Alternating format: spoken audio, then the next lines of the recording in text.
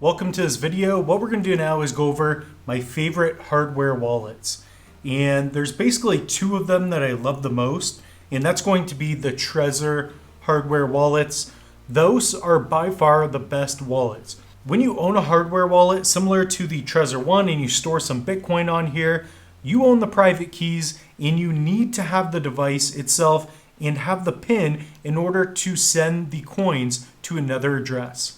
There are many reasons why I love hardware wallets. We have a little more information in the workbook, and then we also have other videos throughout the course to help guide you along the way. In the course, we're going to guide you with the Ledger Nano S, and we're also going to show you how to set things up and how to store your seed phrase. So that's what we're going to do in the course as well. My favorite hardware wallet of them all is definitely the Trezor Model T. The reason I love the Trezor Model T is because it has a wide range of cryptocurrencies that you can utilize with the device. Not only does the device look good, but I love using it with Exodus. I find that this is one of the best devices that you can use and own.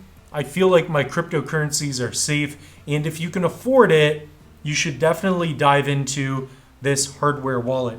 Now, my second option would be the Trezor One. I love this device, very simple and easy to use. However, if you want to stake Cardano, you're going to need the Model T or the Ledger S or X. That's all we have for you in this video. We will see you in the next one.